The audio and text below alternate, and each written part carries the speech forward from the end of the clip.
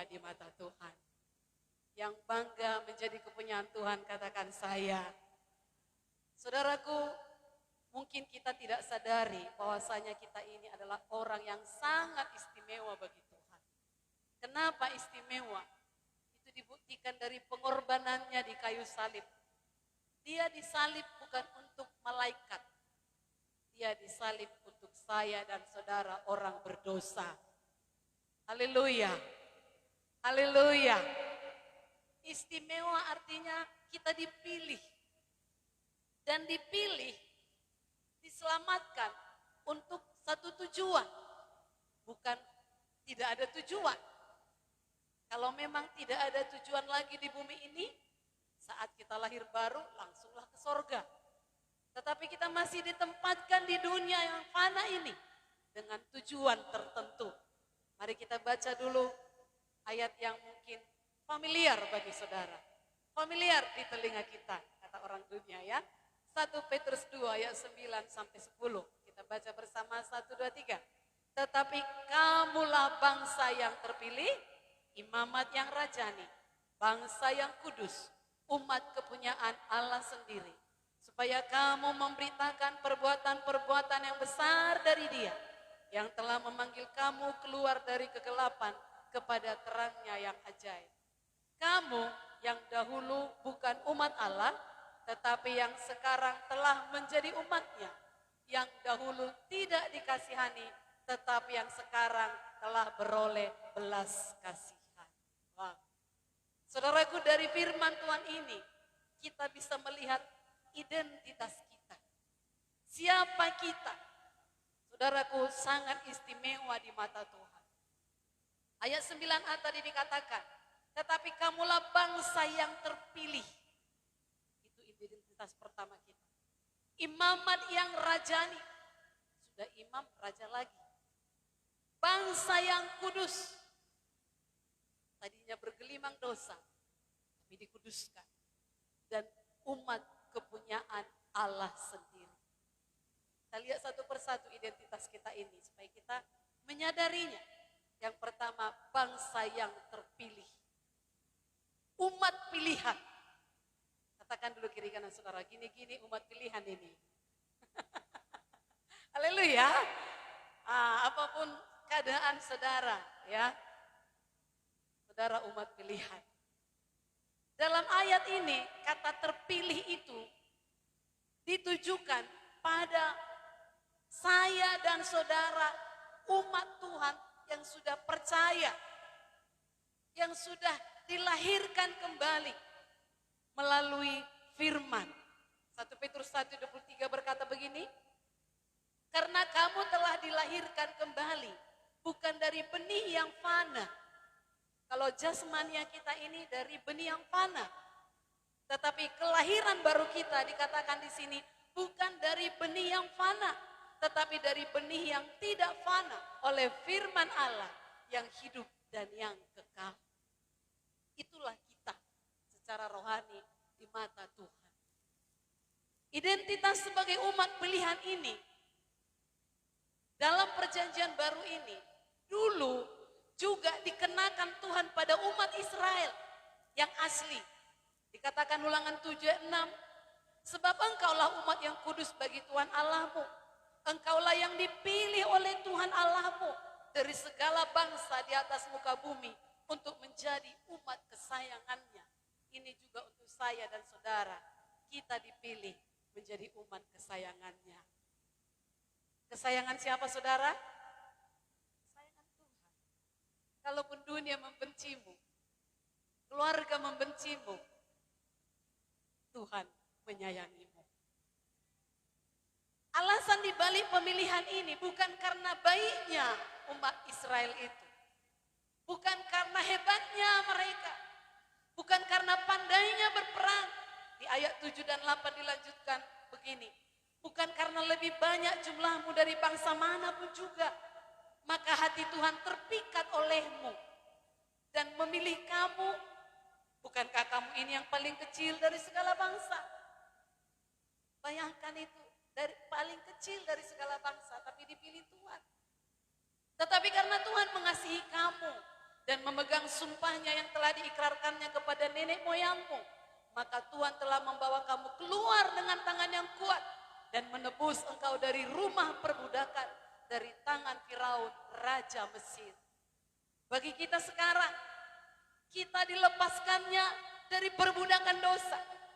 Saya dan saudara yang sudah menerima Dia dalam hati kita, Dialah yang melepaskan kita dengan tangan yang kuat. Kenapa masih banyak orang di luaran sana masih bergelimang dosa? Saudaraku, pencuri-pencuri di daerah ini rata-rata orang muda. Kenapa belum? Masih bergelimang dosa. Pembegal-pembegal sana masih bergelimang dosa.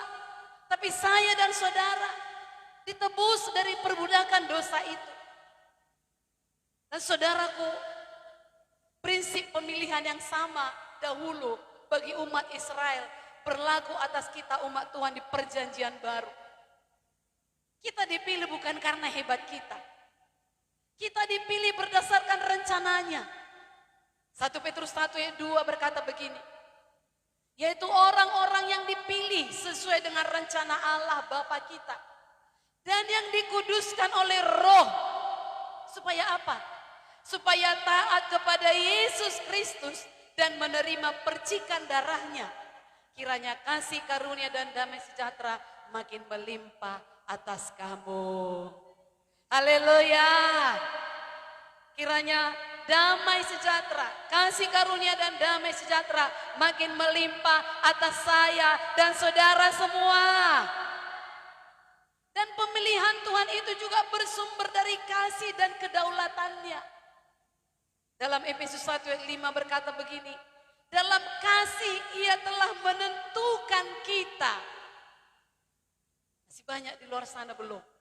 Tapi saya dan saudara, dalam kasih Ia telah menentukan kita dari semula oleh Yesus Kristus untuk menjadi anak-anaknya sesuai dengan kerelaan kehendaknya. Anak-anak Tuhan katakan saya.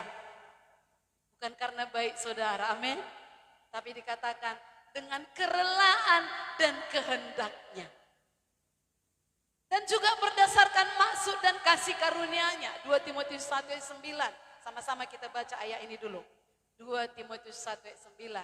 Berdasarkan perbuatan kita, berdasarkan maksud dan kasih karunia-Nya sendiri yang telah dikaruniakan kepada kita dalam Kristus Yesus sebelum permulaan zaman. Wah, saya dan saudara istimewa. Pemilihan itu adalah inisiatif Allah sendiri. Berdasarkan kemauannya sendiri. Kita dipilih bukan karena kuat dan hebat kita. Bukan karena apa yang ada pada kita. Tetapi Allah sendirilah yang telah memilih kita menjadi anak-anaknya. Alasan dibalik pemilihan itu adalah anugerah Tuhan semata. Itu sebabnya firman Tuhan berkata, jangan ada yang memegahkan diri. Kalau bermegah, bermegahlah karena Yesus. Haleluya. Itu yang pertama. Dan yang kedua, imamat yang rajani. Sebutan imamat yang rajani ini juga dulu dikenakan pada umat Allah di perjanjian lama. Dikatakan dalam Keluaran 19 ayat 6. Tuhan berkata kepada bangsa Israel, kamu akan menjadi bagiku kerajaan imam dan bangsa yang kudus. Sebutan imamat rajani itu penggabungan antara imam dan raja. Dalam Wahyu 1:6 dikatakan, dan yang telah membuat kita menjadi suatu kerajaan, menjadi imam-imam bagi Allah Bapanya.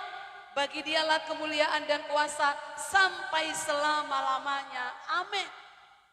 Begitu istimewanya saya dan saudara bagi Tuhan. Haleluya. Saudaraku, padahal pada tradisi bangsa Israel, imam itu haruslah keturunan Lewi. Dan jabatan imam dan raja itu tidak pernah diletakkan pada orang yang sama. Berbeda. Namun bagi kita orang percaya, kedua jabatan ini, imam dan raja, diberikan sekaligus. Imamat yang rajani. Yang dimaksudkan di sini ialah melalui penebusan Yesus Kristus yang adalah Raja atas segala raja, yang memerintah dunia ini sebagai imam, yang adalah perantara antara Allah dan manusia yang telah berdosa. Melalui penebusannya itulah kita juga dilayakkan mendapatkan gelar ini, imamat yang rajani. Dan saudaraku, kita dikhususkan bagi Dia. Melalui penebusan Yesus itu, kita menerima kemuliaan yang datangnya daripadanya. Kelak kita memerintah bersama dengan Dia. Haleluya. Dan di dunia ini juga saya dan saudara memerintah atas musuh-musuhnya. Jangan kita yang diperintah musuh kita, iblis dan ante-antenya. Saudara yang memerintahkan dia, amin. Haleluya. Sebagai imam, kita mempunyai akses langsung kepada Bapa. Padahal dalam tradisi Yahudi itu hanya imamlah yang bisa membawa korban persembahan kepada Allah untuk penebusan dosa mereka. Namun sejak kita diselamatkan oleh Yesus, hubungan dengan Bapa itu dipulihkan. Kita punya hak, kita punya akses langsung kepada Bapa di sorga. Saudaraku sadari, hubungan seperti ini tidak dimiliki orang-orang di luar sana yang belum percaya. Mereka masih pakai perantara.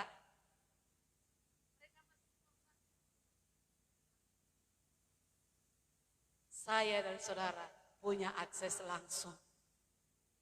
Haleluya. Hargakan itu. Sebagai imam, saya dan saudara harus mempersembahkan kepada Tuhan hidup kita. Sebagai persembahan yang hidup, Roma 12 berkata, yang kudus, yang berkenan kepada Tuhan. Itulah ibadah yang sejati. Kita tidak sama dengan orang-orang yang tidak percaya di luar sana. Dan sebagai imam, kita berdoa bagi orang-orang yang masih jauh, yang masih belum mengenal, supaya mereka beroleh keselamatan. Haleluya. Haleluya. Itulah imamat yang rajani tadi. Dan yang ketiga dikatakan identitas kita adalah bangsa yang kudus. Sebutan imamat rajani dan bangsa yang kudus. Di ayat yang sama dikatakan Keluaran 19 ayat 6 tadi.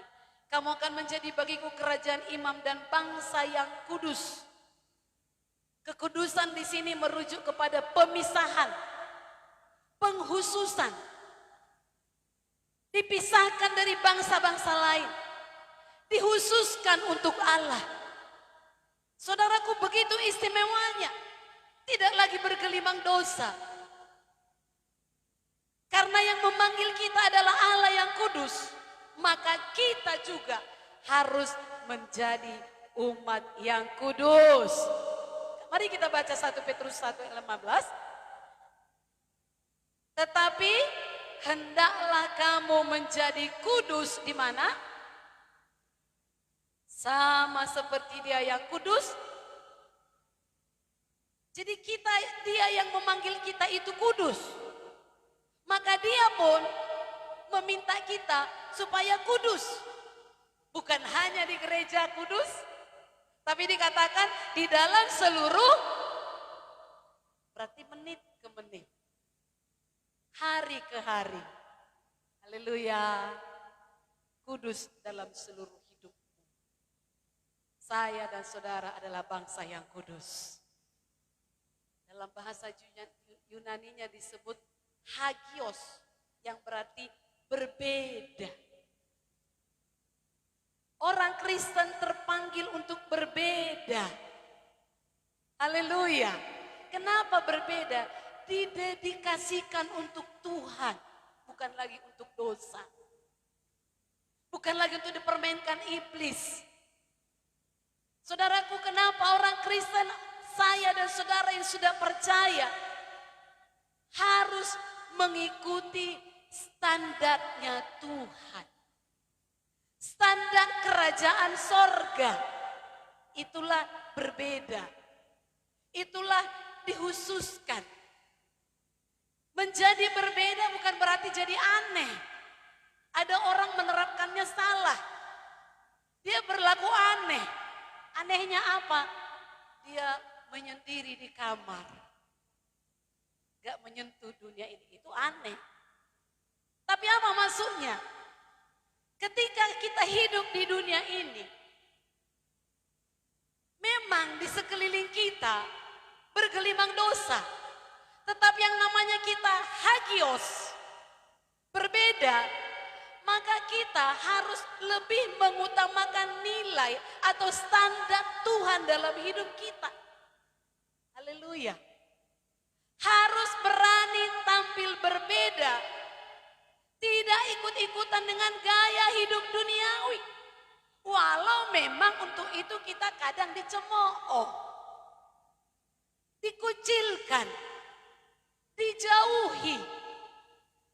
Itulah konsekuensi dan harga yang harus dibayar sebagai orang-orang pilihan. Haleluya. Katakan kiri kanan saudara, kita orang pilihan harus berbeda.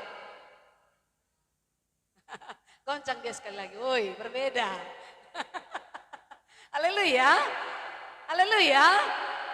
Status bangsa yang kudus ini jangan hanya sekedar status. Di dunia ini banyak orang hanya tadi. Status bangsa yang kudus mengungkapkan ada tanggung jawab. Apa saudaraku? Tanggung jawab yang dipercayakan. Istilah bangsa yang kudus diambil dari perjanjian lama dan menunjuk kepada Israel yang dipilih Tuhan. Untuk apa? Menjadi teladan sebagai bangsa yang hidup seturut dengan firman Tuhan. Dan sekaligus menjadi saluran berkat bagi bangsa lain. Supaya bangsa lain itu mengenal Tuhan yang sejati. Haleluya. Identitas berikutnya. Umat kepunyaan Allah. Ini juga berakar dari perjanjian lama. Dalam Yesaya 43:21 umat Allah disebut umat yang telah kubentuk bagiku. Umat yang telah kubentuk bagiku. Sadari, saudara dibentuk bagi Dia. Bukan untuk neraka. Bukan untuk iblis. Amin saudaraku. Dengan kata lain, Tuhan melakukan sesuatu. Sehingga kita bisa menjadi miliknya. Dan apa bagian kita? Bagaimana kita bisa menjadi umat kepunyaan Allah? Tuhan itu gak main paksa. Titus 2:14 menjelaskan begini. Yang telah menyerahkan dirinya bagi kita untuk membebaskan kita dari segala kejahatan dan untuk menguduskan bagi dirinya suatu umat kepunyaannya sendiri. Lanjutannya dikatakan yang rajin berbuat baik. Haleluya. Untuk apa kita menjadi kepunyaannya? Rajin berbuat baik. Haleluya. Sudah rajin berbuat baik? Berapa nilainya? Di kaki Tuhan kita bisa berkata, selidiki aku, lihat hatiku. Berapa nilaiku Tuhan? Amin. Gereja adalah kawanan domba Allah yang diperolehnya dengan darahnya sendiri untuk rajin berbuat baik. Coba dulu kiri kanannya apa perbuatan baikmu sekarang. Kalau ngantuk dia, goncanglah dia, itu perbuatan baik. Haleluya. Tapi enggak lah ya. Segar, segar, segar, amin. Walau matahari panas, amin. Dan saudaraku kasih permen misalnya, berbuat baik. Ya. Dunia ini penuh dengan kejahatan, saudara. Penuh dengan kejahatan. Tapi umat Tuhan dikatakan kepunyaannya sendiri rajin berbuat baik. Efesus 1:14 ditegaskan bahwa penebusanlah yang menjadikan kita milik Allah. Kita adalah kepunyaan Allah sendiri. Milik Tuhan yang maha besar. Dan akibatnya kita memiliki nilai yang mahal.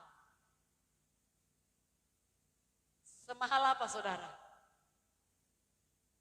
Semahal apa saudara?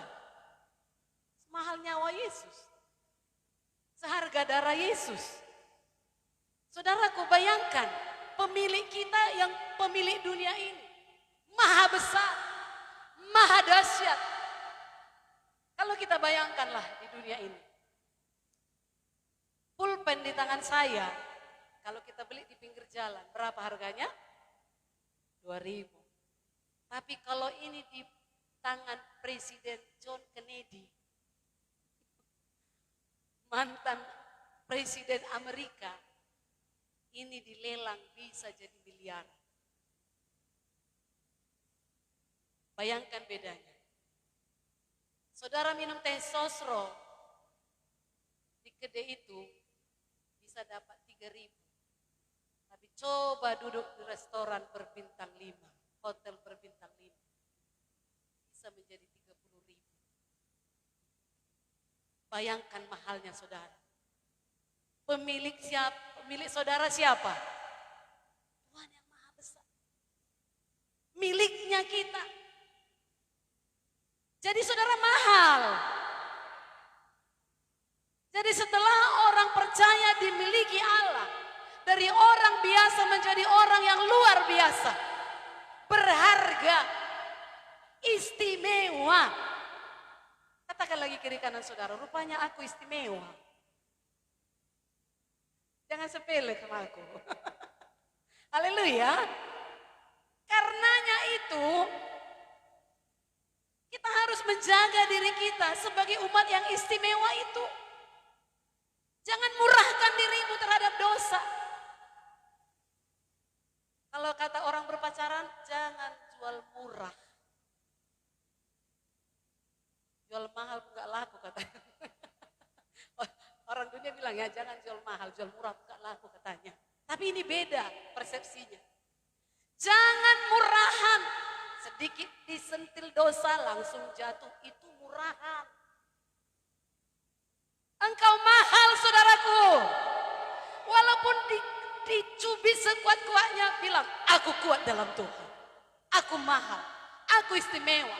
Gak bisa kau murah-murahkan aku. Haleluya.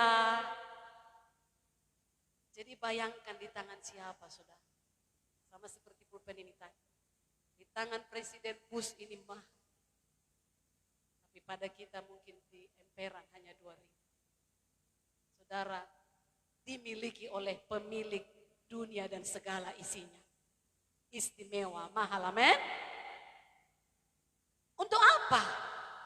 Identitas tadi kita miliki. Bangsa yang terpilih. Yang sudah dikuduskan. Imamat rajani. Pilihan. Umat kepunyaan Tuhan sendiri. Ayat 9b sampai 10 dikatakan 1 Petrus 2 tadi. Supaya kamu memberitakan perbuatan-perbuatan yang besar dari Dia. Yang telah memanggil kamu keluar dari kegelapan kepada terangnya yang ajaib. Kamu yang dahulu bukan umat Allah, masih milik simbolis. Tetapi yang sekarang telah menjadi umatnya. Yang dahulu tidak dikasihani karena dosa memisahkan kita dari Tuhan. Gak ada belas kasihan. Tetapi sekarang telah beroleh belas kasihan. Apa tugas kita? Memberitakan perbuatan-perbuatan yang besar dari Dia. Dalam perjanjian lama ini, dalam perjanjian lama, kata memberitakan seringkali dikaitkan dengan kekaguman dan pujian terhadap sifat perbuatan Tuhan yang hebat. Ini dalam konteks ibadah. Ya. Contohnya dalam Mazmur 9:15 berkata begini. supaya aku menceritakan segala perbuatanmu yang terpuji dan bersorak-sorak di pintu gerbang Putri Sion karena keselamatan yang daripadamu. Mazmur 172 berkata lagi begini, biarlah mereka mempersembahkan korban syukur dan menceritakan pekerjaan-pekerjaannya dengan sorak-sorai. Dan banyak lagi ayat lainnya dalam Mazmur. Itu sebabnya sangat perlu kita dalam ibadah ini memuji dan menyembah Tuhan. Bukan minta belas kasihannya, tapi menyatakan betapa besar Tuhan kita itu. Haleluya.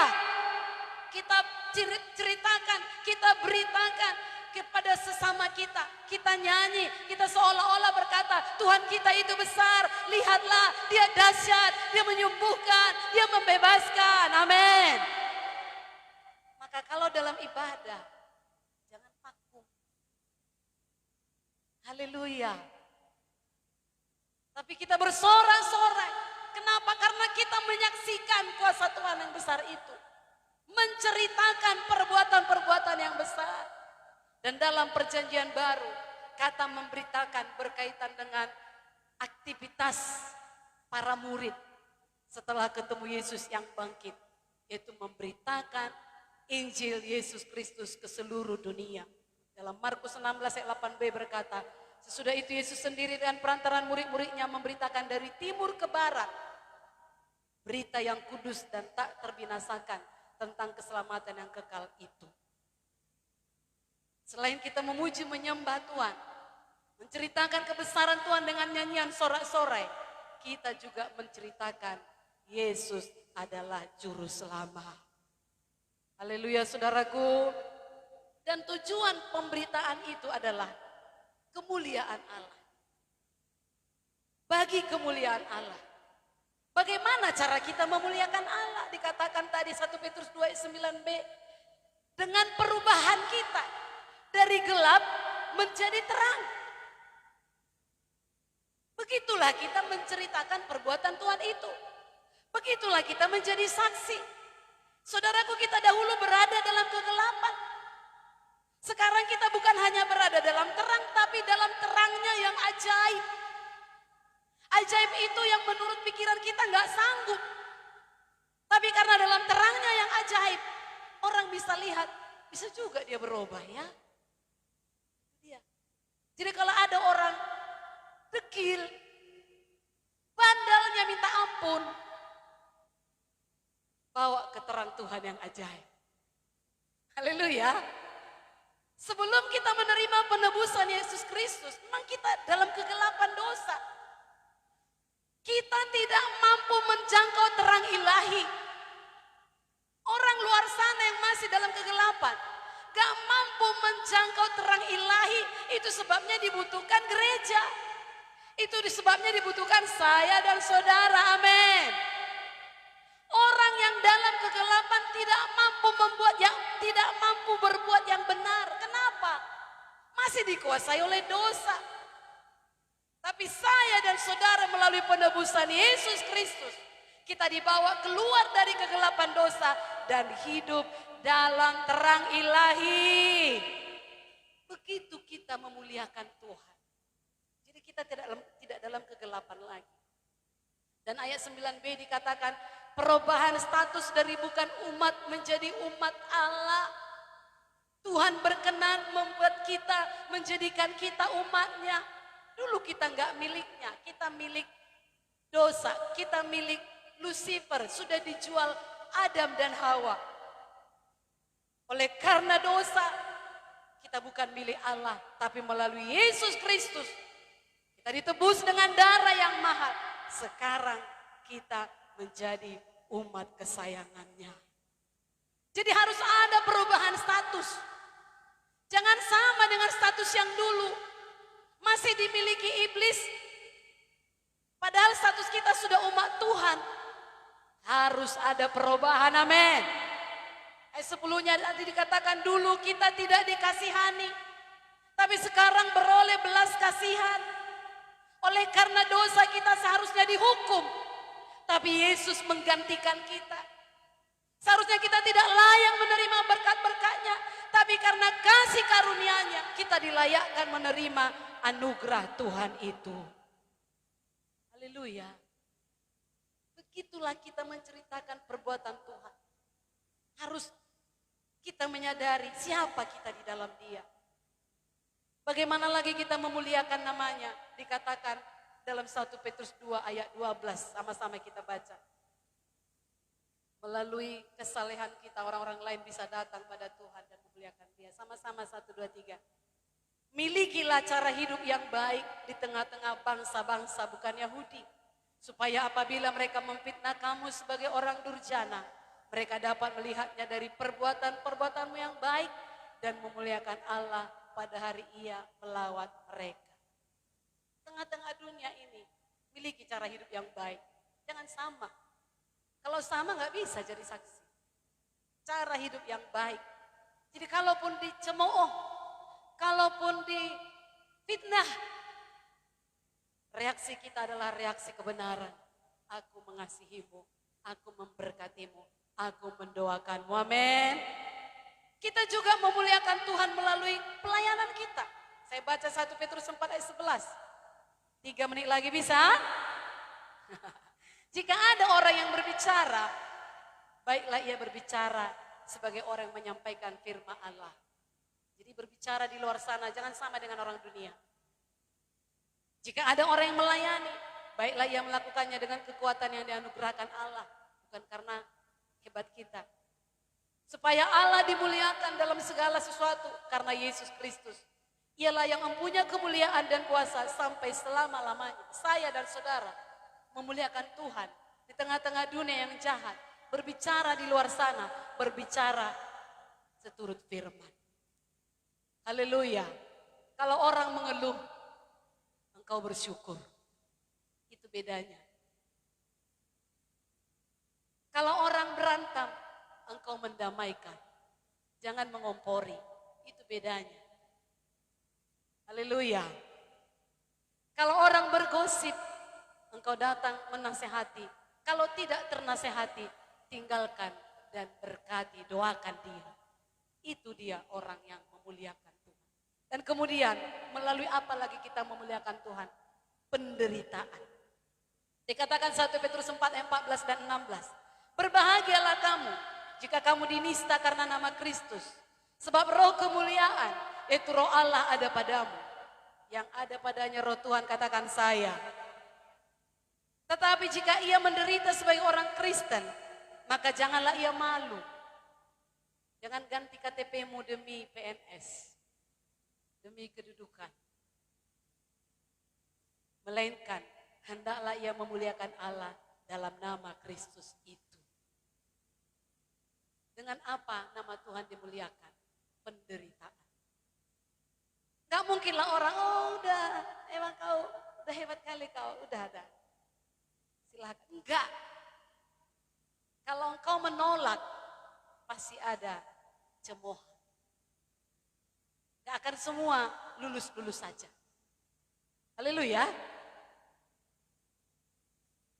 Rokok le katanya. Lalu saudara pun ikut. Gak bisa jadi saksi. Merokok le katanya. Ibereng kodo gambar di bungkus rokok misalnya. Gak usah dulu kata firman. Apa gambar apa di situ? Paru-paru bolong. Itulah yang membuat aku gak merokok lagi. Nah, misalnya. Selain itu, aku sudah dengar firman. Tubuhku adalah bait Roh Kudus. Masakan bait Roh Kudus kukotori dengan asap rokok. Aku sadar, memang lama aku gak sadar. Tapi sekarang aku sudah sadar. Itu baru bisa menjadi saksi. Akan dikucilkan. Gak kawan lagi itu. Gak bisa lagi itu kompromi dengan dia. Udahlah, gak usah ikutkan dia ke geng kita. Menderita. Tetapi firman Tuhan berkata, kalau engkau menderita sebagai orang Kristen, sebagai orang percaya, kau memuliakan Bapa di sorga. Haleluya. Itu salah satu, banyak lagi. Itu salah satu kasarnya, tapi masih banyak yang lain. Saudaraku, sebagai respon kita terhadap pemilihan Allah bagi kita sebagai umat yang istimewa, katakan tadi, kita harus memberitakan perbuatan-perbuatan yang besar dari Dia. Kita harus memberitakan karya keselamatan Yesus, menjadi saksinya sampai ke ujung bumi. Mulai dululah dari ujung Serdang. Lebih dekat ya. Sampai ke ujung bumi. Dimulai dari ujung Serdang. Lebih banyak orang ujung Serdang di ibadah dunia dua ini. Nah, saudaraku, kita harus melayani orang-orang yang ada di sekitar kita. Karena untuk itulah kita dipilih menjadi umat yang istimewa. Bukan sekedar status, amin. Perhatikan, orang yang istimewa di hati Tuhan pasti mendapatkan perlakuan istimewa juga dari Tuhan. Haleluya. Semalam saya sedih mendengar ada seorang anak muda yang meninggal di daerah kita ini. Bapak Gembala berkata, yang gak ada yang orang bersaksi sama dia, kita gak tahu. Saya bilang. Rupanya masih famili dari salah satu anggota kita. Ibu ini, yang di depan Ibu Cindy. Dia agak kurang sedikit. Lalu saya tanya dia, kenapa gak Ibu kasih tahu sama kami, supaya kami doakan. Iya ya. Sedih masih anak muda. Saudaraku, banyak orang di sekitar sana membutuhkan saya dan saudara. Saudaraku, untuk itulah kita dipilih menjadi umat yang istimewa. Layani orang-orang di sekitar kita. Yang kita kenal atau yang diperkenalkan orang atau yang kita jumpai di mana saja, kapan saja. Kalau kita dengar, tadi Pak Gembala berkata di ibadah 1, curi dengar. Peka, bukan peka ya. Kalau di pelajaran training dikatakan dulu orang-orang Korea Selatan itu, kenapa gereja mereka itu cepat bertumbuh? Mereka keluar dari gereja, curi dengar. Apa yang mereka dengar? Kalau mereka dengar orang itu perkataannya duniawi, mereka mengambil kesimpulan, ini belum lahir baru, diseret ke gereja. Itu gaya mereka di sana. Curi dengar. Apa yang Bapak Ibu dengar di sekelilingmu? Oh, di sana ada pencuri, anak muda.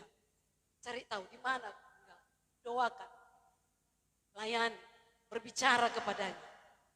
Oh, di sana ada orang narkobaan. Di sana ada orang yang melawan orang tuanya. Di sana ada orang curi dengar. Itu bedanya kita dengan orang-orang dunia ini, amin. Itu orang istimewa. Dan kalau kita ambil bagian kita sebagai orang yang sudah diistimewakan Tuhan, maka Tuhan pun memperlakukan kita istimewa. Seluruh dunia berseru Tuhan, tapi suara saudara yang kedengaran. Haleluya. Suara saudara yang sangat-sangat sensitif dia dengar. Sama seperti wanita pendarahan itu. Banyak orang berkerumun, tapi yang dia rasakan hanya jamahan si wanita pendarahan. Siapa yang menjamah jubahku? Karena dia punya iman. Dihususkan dia. Haleluya. Demikian saudara. Saya dan saudara memang sudah umat yang istimewa. Tapi supaya lebih diistimewakan Tuhan lagi, mari kita lakukan bagian kita, amin. Ceritakan perbuatan-perbuatan yang besar. Jangan mengeluh dengan kehidupan ini. Jangan mengeluh dengan sakitmu. Kalau sakit percaya oleh bilur Yesus aku sembuh. Haleluya. Jangan mengeluh dengan pergumulan hidupmu. Kalau ada utang, berdoa Tuhan buka jalan. Tuhan gak pernah kehabisan cara memberkati saudara. Mari kita bangkit berdiri. Haleluya.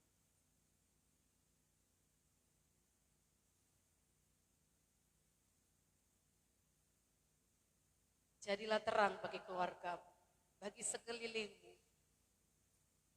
Bawalah keluargamu kepada Tuhan, bawa tetanggamu kepada Tuhan.